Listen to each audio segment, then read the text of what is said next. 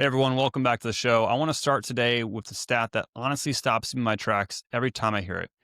93% of Americans are what we consider to be metabolically unhealthy. That means that only 7 out of your 100 friends, if you have that many friends, I don't think I do, will be unhealthy metabolically, meaning that their waist circumference is too big, meaning that their blood sugar, they're more insulin resistance, meaning they have a hard time losing weight. Also means that they're likely experiencing what I call hormonal chaos. And so, that's a stunning fact. And unfortunately, most people don't know what to do, where to begin, or if they even really have it. And so, what we're going to talk about today are some steps that you can take to number one, figure out if this is something that is affecting you. And number two, we're going to talk about, what you can do, especially if you're a woman, and guys, you're included in this as well, but what you can do to start addressing this at a root cause level by getting at the real problem. So I hope that you'll tune in. But before you do that, make sure you like and subscribe to this video because I'm trying to grow this channel. This is something that I want to put more of my effort into in growing a long format channel. And so be sure to like and follow this. And we'll be putting a lot of great content out here in the future. So the first question I want to ask is, why are women in particular feeling stuck? A lot of women have been sold this lie that it's about calories in and calories out. But if you are somebody that's done that, you know that that just isn't going to fix much, because when you start to focus on cutting your calories, you really don't get at the root of what's driving the problem. And for a lot of people, they don't understand this term, but the term that I like to bring up is this term of adaptive thermogenesis. What adaptive thermogenesis means is that when your body is in a position of stress chronically, or even short term, but chronically, you will start to see that your metabolism will actually slow down. And if you think about it, this is by design, because your body's top priority is to keep you alive. It's not for thriving, it's for surviving. And so if you are somebody that has a lot of stress, you are not eating enough, maybe you're focused on eating the wrong things at the wrong time, maybe you're exercising or you have a lot of financial stress, whatever. Those are all stressors at the end of the day when it comes back to your body and the way it perceives its environment. And so your environment is what then dictates your hormones. And when you have these signals that are improperly being sent to your hormones like leptin and ghrelin and cortisol and progesterone and testosterone and estrogen, all these are hormones that are responding to your environment. So now your environment is having to adapt. And oftentimes, if your body is in a consistent state of survival, what do you know? Your body holds on to fat because fat is protective. Fat is a survival mechanism. Fat is something that is actually pretty good. The issue that we run into now is that a lot of people, especially women, when you start to go throughout your day and you're exposed to a lot of endocrine disrupting chemicals, perfumes, fragrances, cleaning chemicals, things within your food, BPA within the cans or the receipts that you're touching, all these things can disrupt or block receptor sites on healthy hormone receptor sites. So now your body cannot send these signals as well as it needs to. And what do you know? You start seeing that you're having issues communicating. And now this reminds me of a client that I had, Sarah, who was dealing with a lot of these types of issues. She would, she'd do the low carb diet. She'd do a low calorie diet. She'd work out for months and months after the New Year's. And then she would, she'd lose a few pounds and then she'd gain 7 pounds back, and then she'd lose a few more pounds, and then she'd gain 10 pounds back. And what she was doing is that she was putting herself into more of this adaptive thermogenic state, meaning that she was driving the problem. She was creating part of the problem. And so I don't want to, we didn't want to put all the blame on Sarah, but what we had to first instill in her is that before we ever start to want to lose weight, the first goal that I always tell my clients is we want to first start getting healthy, then start to get fit. And if you maintain that perspective, what that does is it allows your cellular health to improve to where you can actually take energy in via the food that you're consuming and convert it into its active form, which is known as adenosine triphosphate or ATP. Now, ATP is what allows for all your cellular functions to take place, including the production of healthy hormones like progesterone and prolactin and testosterone, estrogen, cortisol, leptin, ghrelin. All these things are required. You have to have healthy cells in order for these things to be produced. But again, it's very important that you realize your body is not broken. Your body is not dumb. It's not a big dumb bucket that you're just throwing things into and hoping that it all works out. Your body is actually very intelligent because, in my opinion, it was created by an intelligent designer, God, who knew exactly what he's doing. And again, the priority is to focus on your survival. So when we're going throughout our life and we're taking in energy, and people are, from the time that they're little babies, we start getting fed certain types of foods. And for some people, they start getting these certain foods that are, maybe more carb focused. Maybe they don't have a lot of money. Maybe they don't have a lot of resources, or maybe they don't have a lot of time. And so they eat a lot of convenience foods. Well, what are you going to get when you do that? You're going to start getting foods that are providing your body a lot of glycogen or sugar. That is a quick energy source that, again, when you're in a state of survival, your body will take this energy and it'll start to use it quickly, because when you're going through an adrenaline state or a high stressful state, this fight or flight state, your body wants glycogen. It wants this quick burning energy because that's what you can use for survival. In terms of long-term usage, though, it's not very good, because over time, what happens? You start to become what's known as insulin resistant, because if your body is constantly getting these signals of glycogens coming in and we have to take it and utilize it, insulin's job is to take that and to start to put that energy where it's supposed to go. But if you do that all the time and consistently all the time, your insulin becomes resistant. Your receptor sites become bombarded with insulin all the time. And because, again, your body is prioritizing your survival, it cannot allow you to do this ongoing forever, because you'll die. Like, your body will get overloaded. Eventually, you start becoming insulin resistant to where your body's saying, I'm not going to do this anymore. Like, this is enough. This is too much. So at some point, your body becomes insulin resistant. Now, this is where people start to wonder, like, well, how do I know if I'm insulin resistant? Well, a good way, if you don't have labs, is just asking yourself these questions. Like, do I get pretty hangry after a meal? Like, if I eat a meal or if I don't eat a meal, like, do I get pretty hangry? Like, do I have metabolic flexibility? It looks like I just gave myself a thumbs up, but do I have metabolic flexibility? If I don't, then I will constantly need to be eating food. Like, I'll need to be stuffing my face or eating on a consistent level every couple hours. Otherwise, I start getting hangry. If you're getting hangry, that's a big indicator that your body doesn't have metabolic flexibility, where it can go between burning carbs or burning ketones, which are, from a fat source, which we'll be talking more about here. But if you don't have that flexibility, you'll struggle to go without food. You'll just find yourself pretty hungry. The second one is that, maybe you don't lose weight very easily. Maybe you used to lose it very easily when you're younger. And now that you're in 30s, 40s, or 50s, you have a hard time losing weight, and you're doing all the right things. You're cutting all the calories. You're doing all these things, but yet you're still holding on to weight because maybe you're not sleeping, or maybe you're exposed to these chemicals in your environment that are causing an inflammatory response, or maybe you're skipping breakfast, and then you're having a little bit of a lunch, and then you're having a big meal right before bed. Or maybe you're fasting, but you're waking up and you're having some coffee and some cream and not really actually fasting, and you're breaking your fast and spiking your blood sugar. All these things can start to disrupt this normal, insulin response and make it less sensitive.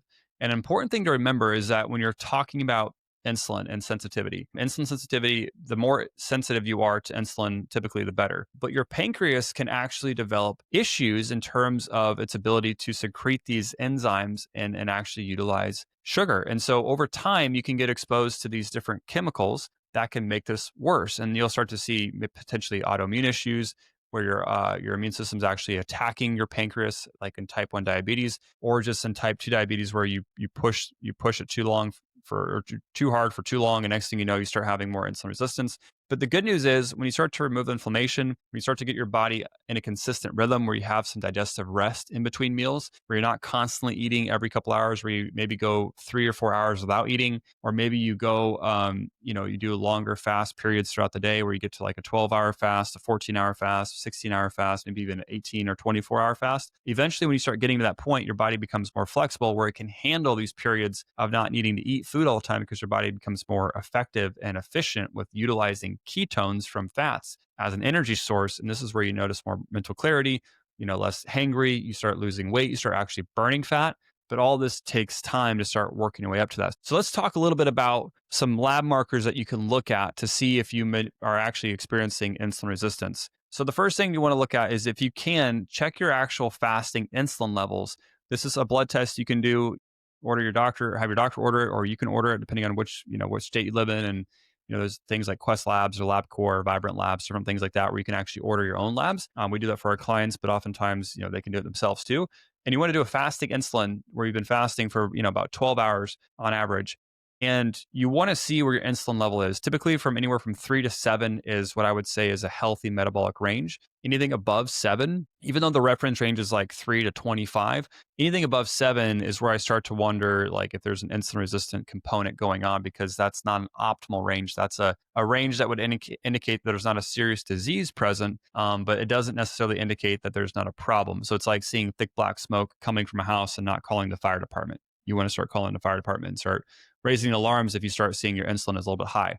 The second thing you want to think about is your triglycerides. If your triglycerides are over 100, or if your triglycerides divided by your HDL is more than 1, typically around 2, that's not a good spot to be. That typically means that you could be insulin resistant. So if your triglycerides were 100 and your HDL was like, 32 or 34, somewhere in that ballpark, or if your triglycerides are 150 and your HDL is 75, that kind of gives you an idea of what I'm talking about with these ratios. Ideally, you want to be in that 1-to-1 ratio where you have high HDL cholesterol and low triglycerides. That typically means that you're, not prone to insulin resistance, or it's probably not a big factor looking at those panels. And the other thing is just looking at your or H1. And the other thing is just looking at your A1C. Your A1C will show you kind of more like a 3-month, 90-day photo album of where your blood sugar has been. So whereas your blood sugar, your blood glucose will show you a snapshot of where you were in the moment when you had your blood drawn. So a fasting A1C will show you kind of where you're standing, at least where you have been standing. And so it's a much better predictor of potentially diabetes, where if you're looking at those lab markers, typically that's going to be a range of, anywhere from 5.7 to 6.4 is considered a pre-diabetic state. 6.4 to 7.5 is in a more severe diabetic state. Really, in my opinion, more the optimal range is going to be 5.2, 5.3 and below, is going to be indicating that, insulin resistance is not really a factor in your health. And so just some things to think about when you're looking at your labs. If your doctor hasn't mentioned that to you, but you're having some signs like it's hard to lose weight, maybe you're feeling like it's getting more difficult. Those are some things to consider in terms of your blood markers with your insulin. But some other things to think about is doing an adrenal gland panel and seeing, doing like a Dutch test or a urine sample, which can show you kind of some metabolites that are coming out of your urine and showing you where your adrenal gland is throughout the day. Sometimes if you're having states of high cortisol throughout the day, and it's not going down, we can kind of infer that, if you're experiencing a lot of high cortisol on a chronic basis, your blood sugar is likely to be spiking as a result of that.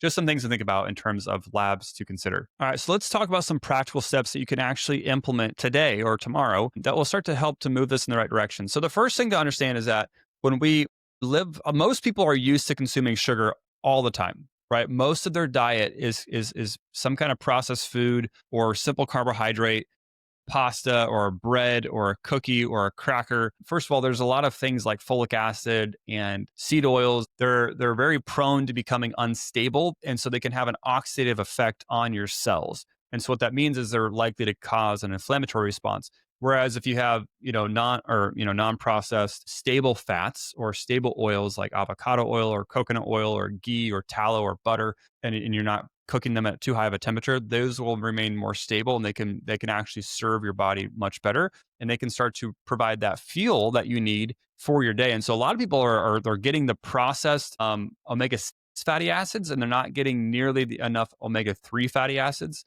And that's really crucial when it comes to the phospholipid bilayer that's around your cell and making sure that it maintains some permeability, meaning that things can come in and out of the cell very well. But if you don't, you start having an imbalance of omega-3s, omega-6s. You start noticing that your body, your cellular membrane is actually pretty rigid, and you don't get the transfer of the proper nutrients in and out of the cell for hydrating your cell and bringing good things in, but also getting bad things out. And so you start seeing more toxin retention and things of that nature. Having a lot of omega-3 fatty acids is very important, but most Americans have about a 20-to-1 ratio of omega-6s to omega-3s. And they're eating just a ton of carbohydrates, and they're not getting nearly enough fats and not nearly enough protein. Because when you start your day with fat and protein and you have a minimal amount of carbohydrates, let's just say it's around 100, 150 grams per day, that will provide a much better macro balance between those three categories of carbohydrates, fats, and proteins. And so a lot of people, they wake up, they have like a biscuit or they have their coffee with their cream, and they start their day that way. Then they maybe have a salad for lunch, and they're not getting nearly enough protein for their lunch. Maybe they're snacking or grazing throughout the day, so they have no digestive rest. Their body's spiking insulin all throughout the day, and they get home, they have a big meal at the end of the day, and they're having to, their body's having to kind of compensate for this throughout the whole course of the day. And what do you start to notice? Well, you start to notice that your body becomes less efficient with utilizing energy because it starts developing more insulin resistance. And then that doesn't even bring in the fact of what inflammation does to your body. When you have a high inflammatory state on a chronic basis, again, this worsens insulin resistance. It worsens your pancreas' ability to produce insulin, and it also makes your insulin receptors less sensitive, and so you start seeing issues with that. And so we have to be very mindful of the things that we're putting into our body, and this is why I'm such a huge proponent of this in my program, of ensuring that we are getting the macros correct, of course, but we're also want to identify the triggers, environmental triggers that people are bringing into their body on a daily basis that can greatly worsen insulin resistance. There's a huge interconnectedness of these categories that people have to be mindful of, but I think the important thing you have to think about is keeping it relatively simple when it comes to, when am I eating my food? Am I eating a balanced meal of a lot of protein, typically about 100 grams per day, a lot of fat, getting these good monounsaturated fats, saturated fats, but avoiding those polyunsaturated fats, which are those unstable fats I was referring to before, and ensuring that we're eating in accordance with the sun. So I usually tell my clients about 20% of, or about 80% of your calories should be consumed before 2 o'clock, because if you're awake during the regular daytime hours and your body's taking this light into your pineal gland, you'll start to realize that, like, it's daytime, my insulin should be more sensitive so I can take this energy in and actually utilize it. And so you're going to be more naturally insulin sensitive if you eat between the hours of, when the sun's up to when the sun sets. So 6 to 6 or AM to 7 PM or whatever it is for you, but you want to be eating most of your calories before 2. So that means a good breakfast and a good lunch. And when you're eating that way and you're then combining a low inflammatory diet, and you're also ensuring that you're getting enough fat and enough protein with each meal, this will really help to stabilize your blood sugar. And if you can do that for about a week, that will start to move you into this category of what's called being more fat adapted, to where you're reducing your carbs, increasing your fat and protein, eating with the sun. You start to execute that. And then after that week, 10 days or so, you can start to increase your fasting time. And this is where you can focus more on going to a 12-hour fast or a 14-hour fast or a 16-hour fast. But you have to kind of work your way up to that, because if you do it too soon, you're going to be hangry. You're going to have low blood sugar. You're probably not going to feel that well. But if you give it enough time and your body starts to become more fat adapted, you can start to burn these ketones, and then you can start to have more metabolic flexibility, where you can actually challenge yourself with different fasting times and eating different ways, with having some days that are higher in carbs, some days that are higher in fat. Typically, you don't want to do both at the same time. If you're going to eat a high fat diet, you don't want to have a high carb diet. So you got to be kind of doing this, but you got to kind of work your way up to that. But overall, I always tell my clients, like, if you can focus on these core principles and ensuring that you're eating these macros, you're eating with the sun, you're avoiding these inflammatory foods, you can start to really challenge yourself metabolically with fasting, and it can be appropriate for you. But if you're a woman and you're not sleeping well, you're having disrupted menstrual cycles, you're not training with your cycle, you're pushing yourself too hard, you're not eating enough fat and protein, you're cutting your calories, you're going to have a hard time with fasting. If you fast too soon, that could really worsen this whole problem of adaptive thermogenesis, like I mentioned before. And so it's super important to maintain this perspective as you're going through this stuff. And this is what we obviously help our clients with in our program. And what our main focus is kind of eliminating the things that come into your system that bog down and create more of a toxic burden, and then assisting your body with detoxification using specific protocols to get this stuff out. Because oftentimes whenever you start to lose fat, your fat is what's trapping a lot of these toxins. So these toxins get stored up in your fat cells. And then next thing you know, you start to release these toxins. And if you're not a good detoxifier, they get recirculated. And this is why you see people that, like on the Biggest Loser or shows like that, where they lose all this weight. And then, most of them, I think 90% of them, maybe even more, gain the weight back because they never actually dealt with getting healthy first and then trying to get fit. So I always tell my clients, first get healthy, then get fit. And what I mean by getting healthy is reduce this inflammation, eat with the sun, improve your sleep, hydrate your cells, and then start to focus on detoxifying. And then if you do that and you start losing that inflammatory weight, which, my clients, it's often 6 to 15 pounds, somewhere in that ballpark in the first 4 weeks without them having to even exercise, then they start to get into the more nuanced, details of how to start to improve body composition by building muscle, losing more fat, and then starting to really tone up. that does take time. But if you do it the right way, you should be losing a 1 to 2 pounds a week, maybe even less. It's not a fast thing that happens. That initial weight loss of losing inflammation and losing that water retention can be pretty quick. But truly losing the fat, that does take time, and it takes a consistent effort of getting your hormones in balance, getting your insulin more sensitive, getting your circadian rhythm dialed in, making sure you're eating the right foods, identifying your deficiencies so your body can actually detoxify, ensuring that things like parasites, heavy metals, these obesogen chemicals that can disrupt your hormones, these endocrine disrupting chemicals are out of your system for the most part. And then you can start to really see your body do much better. And I also forgot mold. Mold is also an important thing that we have to pay attention to because that can mimic a lot of these weak estrogens and make it very difficult for your body to actually detoxify. So all this is stuff that needs to be done, in my opinion, to really start getting ahead of this for your long-term success. But immediately you can see a lot of success just in the first week, maybe 2 weeks, just by doing these basic things I outlined here before. So again, I hope this is just enough of an intro for you, just kind of get you to wet your whistle, I guess, and to start getting you to ask these questions like, how can I start to implement this? How can I start to challenge myself? And how can I start to improve my health? And so if you want to get more guidance on this stuff, or you want to maybe potentially talk about one of my teammates about getting some one-to-one help, or maybe joining a group, getting some help there, I'll be putting some links down below where you can take some quizzes and maybe schedule a call if that works. But the whole point is that, if you can do it alone, start doing it alone. If you need some more guidance, definitely get the guidance, definitely get the help that you need. This stuff is so important because if you don't start fixing this stuff now, diseases like cardiovascular disease, stroke, autoimmune conditions, cancer, they're all skyrocketing right now because 93% of us are metabolically unhealthy. So you don't have to be part of that statistic. Your family doesn't have to be part of that. Your kids don't have to be part of that.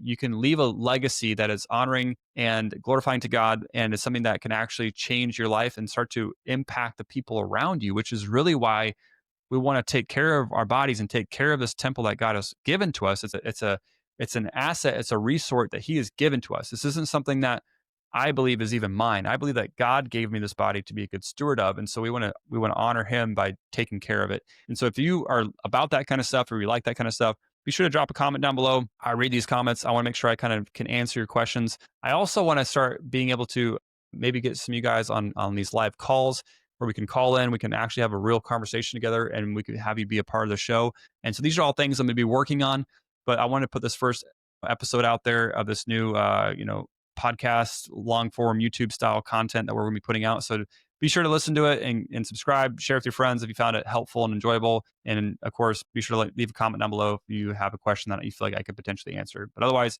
thanks for being here and have a blessed day.